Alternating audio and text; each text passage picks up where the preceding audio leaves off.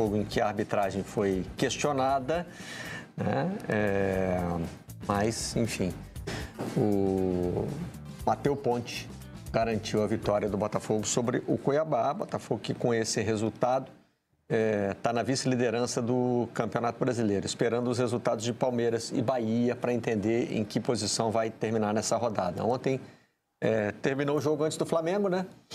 O jogo foi das 7 horas. Ficou secando, mas o Flamengo abriu vantagem logo, né? Então já deu para perceber que não dormiria na liderança. Esse gol do Cauê, né, que é um menino da base do Botafogo e que está tendo novamente essa oportunidade.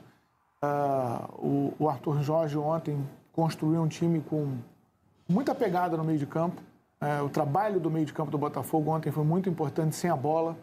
Marlon Freitas, o Gregory e o Cauê tiveram um trabalho ali de dar muita segurança e de oferecer muita dificuldade ao Cuiabá com a bola no pé. O Cuiabá teve mais a posse, o Cuiabá buscou ali a troca de passes no campo do Botafogo, mas sem penetração. E esse gol freou aquele ímpeto inicial do Cuiabá quando joga em casa, né, de tentar logo fazer o gol. Um gol muito importante. O jogo ia caminhando no primeiro tempo com um certo controle do Botafogo. Esse controle tático, né, um controle muito mais imposto por uma questão defensiva. O Botafogo também encaixava poucos contra-ataques. Até teve um muito bem feito que o Eduardo colocou o Júnior Santos na cara do gol, o Júnior Santos perdeu.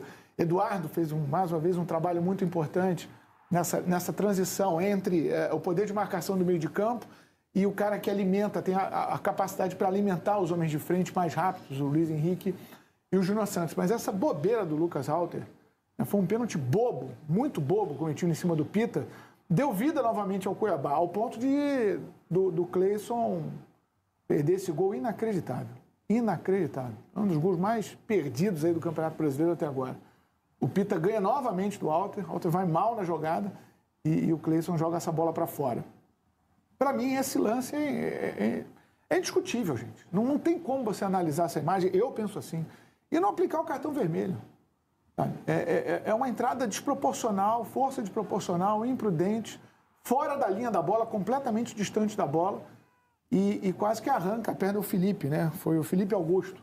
Quase quebra ali a perna do Gregory. Não entendo não entendi por que não houve revisão, não houve, foi só aplicar o cartão amarelo.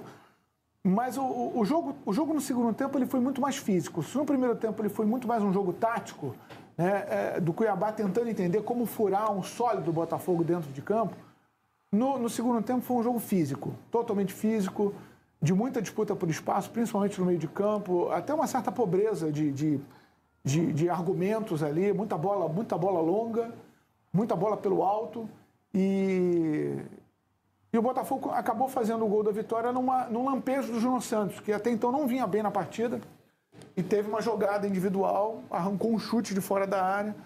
O Walter, na minha opinião, poderia ter espalmado de maneira diferente, porque ele espalma justamente para uma região perigosa ali do campo, e o Matheus Ponte vem de trás e faz o gol da vitória do Botafogo. Não foi no jeito, foi na força. O Botafogo arrancou uma vitória importantíssima para seguir nessa atuada do Flamengo. Seguir numa briga, está muito vivo nessa briga pela liderança, pelo título. O Botafogo faz uma campanha também consistente. O trabalho do Arthur Jorge, assim como outros, é um trabalho recente, mas que parece já que tem um longo período, né? Porque o entendimento foi muito rápido dos jogadores.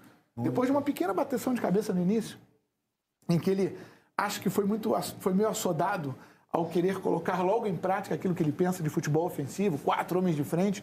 E ele tomou um susto com os primeiros resultados, porque houve ali uma dificuldade do Botafogo de se adaptar, deixando um vazio no meio de campo, dando muita liberdade para o adversário. Quando ele conseguiu esse encaixe, o entendimento veio rápido também. E hoje a gente vê um Botafogo mais equilibrado, um Botafogo que sabe usar o seu espaço no meio de campo. Acho que ainda falta um acerto do lado direito entre Júnior Santos e Luiz Henrique. Em alguns momentos dá a impressão de que um tira o espaço do outro, mais o Luiz Henrique tirando o espaço do Júnior Santos, o que é ruim para o Botafogo, quando o Júnior Santos joga muito longe da sua zona de conforto, porque ele, ofensivamente, é o jogador que mais rende, que mais entrega resultado, e quando você tem que deslocar, e ontem ele fugiu bastante para a direita para abrir o corredor para o Luiz Henrique, e ele também faz o papel de cair pelo meio. Depois entrou o Tiquinho Soares, deu uma reajustada nisso, o Tiquinho Soares entrou mais centralizado, aí o Luiz Henrique saiu do campo, saiu de jogo, foi retirado, e o Júnior Santos pôde ocupar mais o lado direito, onde ele gosta, foi justamente por onde saiu a jogada do gol da vitória.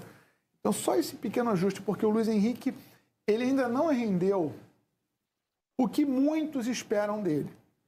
O que eu, particularmente, e não é engenheiro de obra pronta, é a gente analisar o histórico, a carreira de um jogador jovem, né, que ainda não teve o papel de protagonista na sua carreira e que veio para o Botafogo e foi depositado no colo dele esse papel, por ser a contratação mais cara da história. O cara não tem culpa, né, da avaliação do mercado. Se o mercado colocou ele como o mais caro da história do Botafogo, se o John Textor enxergou dessa maneira, ele vai entregar aquilo que ele normalmente vem entregando ao longo da carreira. Ele pode evoluir como jogador, não tenho dúvida nenhuma disso. Mas ele é um jogador ainda com uma margem enorme de evolução. Ele não é ainda esse protagonista que a torcida do Botafogo construiu quando ele foi contratado, no meu entendimento. É uma avaliação minha, não obrigo ninguém a pensar como eu. Mas eu estou só olhando para a carreira do Luiz Henrique, né? O que ele construiu até agora, ele está sendo bem coerente no Botafogo. Não está fugindo muito ao que ele já fez na carreira. Então é isso, é um jogador que vai entregar algo diferente num jogo, vai fazer uma boa jogada individual, tem uma visão bacana de campo, de jogo, mas vai oscilar. Vai ter momentos ali que ele não vai render, como ontem, por exemplo, não rendeu. Está a caminho de se transformar na segunda contratação mais cara do futebol brasileiro, porque o clube dele, o Botafogo, está próximo de anunciar o Almada, né? Que já chegou ao Rio de Janeiro, né, para assinar com o Botafogo. E a informação que a gente tem é de que seria até o fim dessa temporada, da temporada do futebol brasileiro. Então é uma utilização curta, porque ele tem os Jogos Olímpicos para disputar, né? A regularização de jogadores contratados na janela passa a valer a partir do dia 10, eles podem estrear na rodada seguinte, né? Tem rodada no dia 15 ou é só dia 18? Deixa eu me atualizar aqui. Dia 6, dia 10, tem rodada no meio de semana, né? Só que no dia 26 começam os Jogos Olímpicos. Aí não sei se vai dar tempo do Almada ser utilizado antes disso, também não sei quando é a convocação, a liberação dos jogadores. E aí ele vai voltar no meio de agosto para ficar no Botafogo até o fim do ano. Agora, é um jogador de Copa do Mundo, né? É um jogador que tem como acrescentar tecnicamente ao Botafogo num período em que o clube pode estar lutando pelo... né? Pode estar nas rodadas decisivas de lutar pelo título brasileiro, né? Então, o que a gente tem discutido aqui, o modelo do Botafogo, eu sei que tem um tipo de reação que é assim, do torcedor que se sente ofendido. Tá chamando meu time de satélite. Eu já sofri um pouco dessas críticas por usar alguns termos. Uma vez usei o termo da barriga de aluguel, né? Mas entendam, né? É uma chegada com um prazo de validade totalmente determinado. Sim, mas desde que o clube esteja preparado para utilizar o melhor desse jogador no período que ele vai passar aqui, eu não sei se isso é um problema na essência. Entendeu? A gente tem visto hoje, os grandes exemplos recentes de clubes endinheirados no futebol brasileiro acabaram criando a permanência do jogador que se transforma em problema de outra forma, né? A gente viu agora há pouco, Flamengo com Gabigol, Palmeiras com Dudu, né? Um deve sair, o outro vai ficar. Até um excesso de estabilidade do elenco vira um problema. Isso, você tem que resolver. Mas aí eu fico com esse jogador, mas agora ele, né? Vale a pena pagar, já que ele está envelhecendo. Enfim, é uma realidade que voltou, né? Ela já existiu no futebol brasileiro, voltou agora. Essa realidade do Botafogo, de ter jogadores por pouco tempo, era uma realidade que existia no futebol brasileiro, mas de outra forma. Como os clubes não tinham como manter jogador aqui, a cada 6 meses praticamente tinha um grupo novo, né? Os anos 90 foram muito assim no Brasil, né? Você tinha um elenco novo. Mas não porque você queria. Agora, o Botafogo faz parte de um conglomerado multiclubes. É isso. Os jogadores giram entre os clubes. E até agora parece que o destino final tem sido o Lyon, né? Agora, se você está preparado para administrar isso, se você entende que essa vai ser o seu modelo, dá para montar times competitivos. Dá para montar. Eu acho que tem várias interpretações e uma não invalida a outra. Usufruir de um jogador por um curto espaço de tempo, ok, faz parte do negócio. você conquistar um título, porque esse título pode impulsionar o seu negócio, né? A conquista do título brasileiro nesse momento para o Botafogo é uma questão de honra, pelo que aconteceu no ano passado. Eu entendo essa injeção de técnica que vai casar com uma reta final de Campeonato Brasileiro para que o Botafogo consiga chancelar esse trabalho, esse investimento com o título brasileiro. Porque isso pode alavancar o negócio do Botafogo para futuras outras grandes conquistas. Ok. Essa é uma visão. Outra, você fazer um investimento num jogador que gera muita expectativa técnica, num pensamento a longo prazo, gera uma frustração ter esse talento por apenas 4 meses. Porque se o título não vem nesses 4 meses, e também há um depósito muito grande de expectativa que pode se confirmar ou não. Ou se pinta problema James Rodrigues, é difícil encaixar ele no time. Sim. A gente está falando de um time que está brigando pela liderança do campeonato, que hoje o técnico consegue encontrar suas soluções, e que, por ter esse jogador por 4 meses, haverá naturalmente uma pressão por escalá-lo.